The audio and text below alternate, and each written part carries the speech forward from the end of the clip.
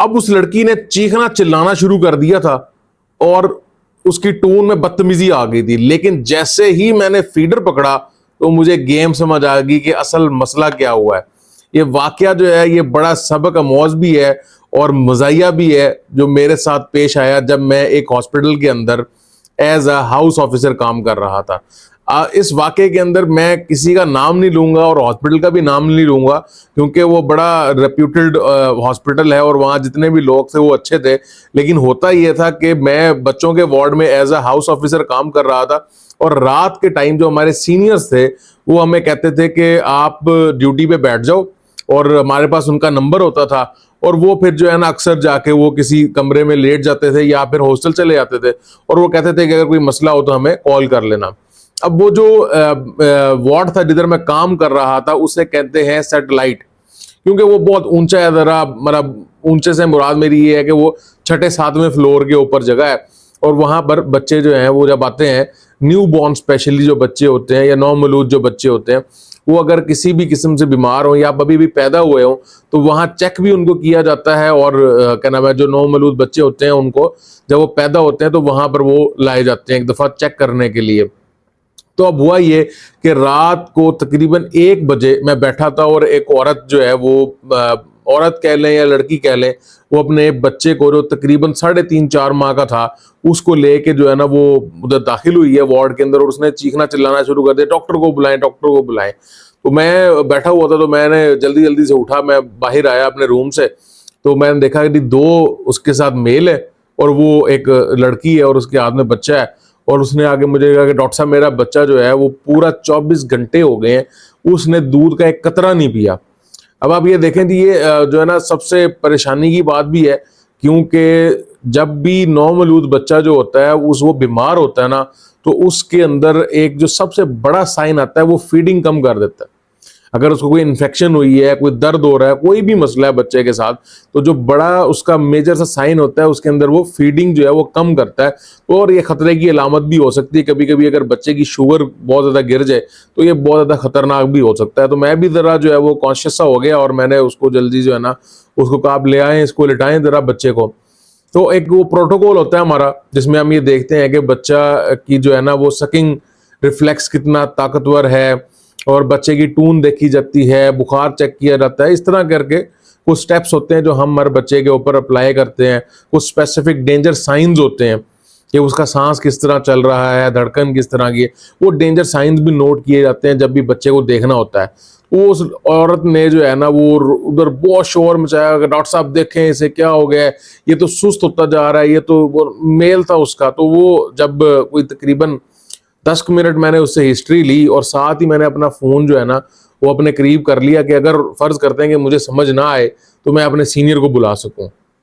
और अभी मैं ये सोच में ही था और मैं जो बच्चे को चेक कर रहा था तो उसके जितने भी रिफ्लेक्स थे, जितने भी साइंस जो हमने देखने होते थे वो सारे बिल्कुल ठीक आ रहे थे। बच्चे का सकिंग रिफ्लेक्स बहुत ज़्यादा स्ट्रॉन्ग था, बल्कि मैं ये कहूँगा कि अनयूजुअली स्ट्रॉन्ग था उसका सकिंग रिफ्लेक्स। तो मैंने अब जितना उसको चेक कर सकता था, उसका फीवर भी चेक कर लिया, हर चीज़।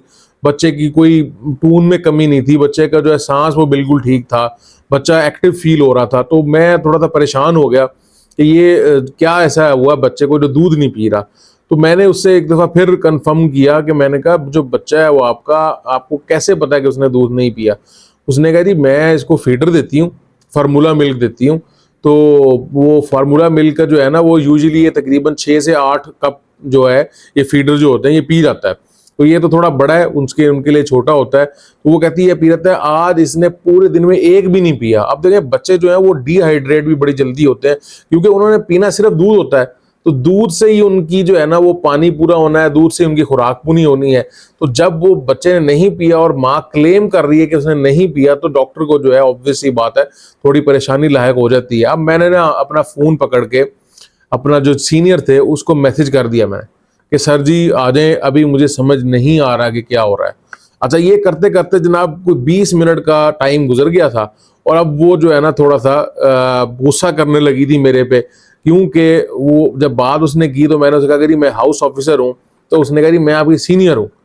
यानी मुझे पता चला कि वो जो और लड़की थी वो डॉक्टर थी और वो किसी और जगह उस हॉस्पिटल में नहीं, वो पहले उस हॉस्पिटल में काम करती थी और फिर वो जब सीनियर होगी तो मेडिकल ऑफिसर बन गई, तो वो कहीं और जाके किसी सरकारी हॉस्पिटल में एज अ मेडिकल ऑफिसर काम कर रही थी। तो साथ उसके जो है वो 2 भाई थे उसके, वो भी काफ़ी चेहरे से परेशान नज़र आ रहे थे।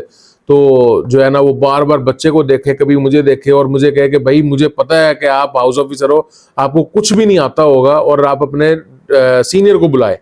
तो मैंने ना उसको बड़ा समझाया कि मैं कही सीनियर आ जाते हैं, आप परेशान ना हो। मुझे भी अंदाजा था कि इतना ऊपर ये 6-7वें फ्लोर पे है और हॉस्टल जी है, इससे दूर है, तो कुछ टाइम तो लगेगा, मैंने उसको एंगेज तो करना था। तो मैं बच्चे को ना चेक करता रहा, बच्चे की डिफरेंट जो है ना वो, कभी उसका मैंने लंग सुन लिया, कभी हार्ट बीट देख ली उसकी। तो मैं वो ऑब्वियसली डॉक्टर थी तो उसको भी पता था, कि पता उसको था कि ये देख तो रहा है लेकिन इसे कुछ समझ नहीं आ रही इस वक्त। खैर मैंने उसको बड़ी तसल्ली दी, मैंने उसे बिठाया, मैंने कहा आप ना ऐसा करें, आप मुझे पूरी बात समझाएं कि कैसे कैसे हुआ, कब ये हुआ, इसने दूध कब छोड़ा। तो वो अपनी एक लंबी हिस्ट्री जो है ना उसने सुनाना शुरू की और वो 2-3 बातें करे, 2-3 बात करके गए कि आपको समझ तो कुछ आ नहीं रहा, मैं आपको सुनाऊं कैसे। और बड़ा थोड़ा सा ना इंसल्टिंग उसका बिहेवियर हो गया। और उसके जो भाई हैं वो भी जरा मुझे अजीब सी नज़रों से अब देख रहे हैं।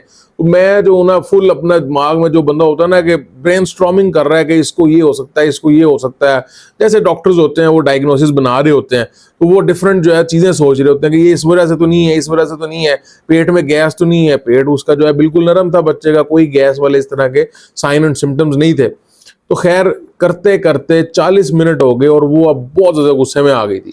उसने कहा जी आप कौन से हॉस्पिटल में बैठे हैं, आपके पास कोई सीनियर नहीं है, आप यहाँ बैठे हैं, आपको समझ नहीं आ रही, मेरे बच्चे को कुछ हो जाएगा, 24 घंटे हो गए। खैर मुझे मजबूरन जो है फिर उसकी बच्चे की BSR मैंने की, तो वो BSR नॉर्मल थी, बच्चे की शुगर नॉर्मल थी तो इतना कोई घबराने वाली बात नहीं थी। अगर शुगर लो हो जाए तो फिर ज़्यादा घबराने वाली बात होती है। अच्छा इसके बाद ये हुआ है कि तकरीबन जो है ना ये 40 मिनट के बाद उसने ना अपना फीडर निकाला और फीडर ना बच्चे के मुंह में दे दी। अब बच्चा रो रहा है और जैसे ही फीडर उसने पकड़ा तो बच्चे ने उसको पकड़ के जो है ना वो सक करना शुरू किया फीडर को। तो वो अब कहती ये देखें, मुझे कहती ये देखें ये देखें। अब वो फीडर जो है उसके अंदर कुछ आउंस है, तो वो दूध जो है ना वो नजर आता है, जब वो बच्चा पीता है तो वो कम होता है, नजर आ रहा होता है, क्योंकि मोस्टली जो है ना वो प्लास्टिक के होते हैं ट्रांसपेरेंट और या शीशे के होते हैं, तो नजर वो दूध जो हिले ही ना उसकी सतह उतनी। वो मेरी परेशानी में और इजाफा आ गया, यार बच्चा जो है वो लग तो ठीक रहा है तो ये दूध नहीं पी रहा। तो मैंने ना एकदम बैठे बैठे मेरे ध्यान में एक चीज आई, तो मैंने क्योंकि उनसे पूछ लिया था सारा कि आप बहन भाई हैं और सारा मैं हिस्ट्री जान चुका था कि ये डॉक्टर है, और मैंने उससे ये भी पूछे थे कि ये आपका पहला बच्चा है। उसने कहा पहला बच्चा है मेरा। तो मैंने कहा इसने कब छोड़ा है दूध पीना? कहती जी कल इसने दोपहर को दूध पीना बिल्कुल छोड़ दिया था, उससे पहले ये बिल्कुल ठीक था, इसने पेट भर के दूध पिया था। मैंने कहा उस वक्त क्या हुआ था? उसने कहा कुछ भी नहीं हुआ। मैंने कहा आप कोई तो वाकया हुआ होगा इस तरह का जो इसने छोड़ा। कहती कुछ भी नहीं हुआ जी, मैं अपने घर थी अपने हस्बैंड के, उन्होंने कहीं जाना था तो मुझे अपने भाई को फोन कर दिया कि मुझे ले जाएं। जैसे ही मैं उनके घर आई हूं उसके बाद से इस बच्चे ने दूध नहीं पिया। अब ये भी बड़ी परेशानी वाली बात है कि उस घर में ऐसा क्या हुआ है दूध नहीं पिया। तो खैर मैंने जो है ना उनको कहा कि अपनी फीडर दिखाएं।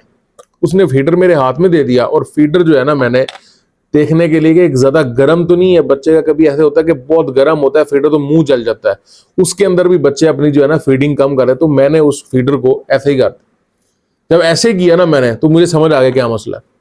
मैंने कहा उसे वो क्योंकि डॉक्टर थी, वो मैं कहा मैडम आप बैठे, ये मसला बहुत जो है ना वो ज्यादा है, तो आप परेशान ना हो, मैंने ना अपने सीनियर को बुलाया हुआ है तो हम इसका मसला हल कर लेते हैं, लेकिन ये बहुत बड़ा मसला है। तो अब वो भी परेशान होगी एकदम और मुझे बोलने लगी कि आपने पहले तो नहीं बताया, मैं आपको कह रही थी आपको समझ नहीं आ रहा, और ये वो जैसे एक माँ जो है जब परेशान होगी तो वो बोलेगी। तो मैंने उसके एक भाई को इशारा किया, वो मैं बाहर निकल गया रूम से और उसका भाई भी मेरे पीछे पीछे आ गया। वो फीडर मेरे हाथ में था। मैंने ना उसके भाई को बताया कि जनाब जब ये आपकी बहन आपके घर आई है तो इन्होंने नया फीडर लिया। उसने कहा नया फीडर लिया, हमने रास्ते से ही लिया था क्योंकि ये उसका फीडर पुराना भूल गई थी। मैं कहा जी जो इसकी निप्पल है ना फीडर की वो बंद है। तो वो बड़ा हंसा एकदम, उसके चेहरे पे मुस्कुराहट, पहले तो वो ना बड़ा एक शशदर सा हो गया और वो कहता डॉक्टर साहब यही वजह जो ये दूध नहीं पी रहा। मैं कहा जी यही वजह, और कोई वजह नहीं है। वो दोनों भाई जो है वो अनमैरिड थे, बहन मैरिड थी। तो मैं कहा अब ऐसा करें नीचे जाके ना वो सर्जिकल ब्लेड होती है डॉक्टरों के काम आती है, मैं कहा वो लेके आए। वो सर्जिकल ब्लेड लेके आया, मैंने वो थोड़ा सा सुराख किया, अंदर आए रूम में, मैं कह रही मैडम आपके बच्चे का जो है ना मसला हल हो गया। तो लेकिन ना ये बहुत बड़ा जो है वो मसला था, अब हमने बड़े सीनियर्स को बुलाया है, वो सारे आए हैं, तो ये मसला सॉल्व हुआ है, तो बच्चे को ना दूध पिलाएं। उसने पकड़ के जब दूध पिलाया, वो बच्चे ने दूध पीना शुरू कर दिया और 1 मिनट के अंदर अंदर ही उसने पूरा वो जो है खाली कर दिया। वो बड़ी हैरान हुई, उसने कहा डॉक्टर साहब ये कैसे हो गया, क्या क्या किया आपने, क्या मसला था, मुझे बताएं तो सही। तो उसके भाई जो है फिर वो हंसने लग गए सारे, मुझे भी हंसी आ गई। वो फिर उसको बताया कि भाई आपकी जो नई आपने फीडर लिया था, आपने इसको चेक करना होता है हमेशा, ये बात इंपॉर्टेंट है बड़ी, जब भी आपके घर के अंदर बच्चे हैं। और इसलिए मैं चाहता हूं कि ये वीडियो लाजमी अपने सारे घर वालों के साथ, स्पेशली जिनके बच्चे हैं, जिनके बच्चे होने वाले हैं, जिनकी शादियां हुई हैं, उनके साथ शेयर करें कि जब भी बच्चे को अपने फीडर से दूध पिलाना है तो आपने उसको दूध पिलाने से पहले सबसे पहले इसको उल्टा करके देखना है और दूध अपने इस जगह पे गिराना है। एक तो उससे 2-3 बातें पता चलेंगी। एक तो ये पता चल जाएगा कि दूध कितनी मिकदार में आ रहा है। अगर तो बहुत तेजी से आ रहा है तो भी खतरनाक है, बच्चे के गले में, सांस की नाली में जाएगा। और अगर बिल्कुल नहीं आ रहा तो ये भी खतरनाक बात है। दूसरा, आपको दूध के टेम्परेचर का पता चल जाता है कि दूध का टेम्परेचर इतना ज्यादा तो नहीं है कि बच्चे को तकलीफ हो। और कुछ कुछ केसेस में हवा जो है वो ट्रैप हो जाती है जब हम बंद करते हैं इसको, क्योंकि गर्म होता है दूध, तो हवा ट्रैप हो जाती है। तो जब हम करते हैं तो हवा निकलने नहीं देती। तो आपने इसको ऐसी जगह पे रख के, दोनों जगह पे रख के इसको जब ऐसे करेंगे तो हवा निकल जाएगी इसकी, और जब आप करेंगे तो दूध सही आना शुरू हो जाएगा। तो ये जनाब वाकया मेरे साथ पेश आया वहां पर, जो तकरीबन 40 मिनट जो है ना वो फीमेल जो थी, जो खुद बजाते खुद डॉक्टर थी, MBBS डॉक्टर थी, वो पूरा 24 घंटे जो है वो अपने बच्चे को दूध पिलाने में नाकाम रही। और वजह क्या थी? सिर्फ कि वो एक फीडर जो है उसके अंदर जो निप्पल है उसमें सुराख नहीं था। तो कभी कभी बहुत सारी हमारी जिंदगी में ऐसी चीजें होती हैं जो हमारे सामने उसका हल होता है, लेकिन हम खुद नहीं चाह रहे होते उन चीजों को हल करना। हम खुद चाहते हैं कि वो मसला बना रहे, हम बहस लड़ाई में पड़े रहें, लेकिन चीजें हल ना हो। तो ये वीडियो लाजमी अपने दोस्तों के साथ, फैमिली के साथ शेयर करें। अल्लाह ने के बाद।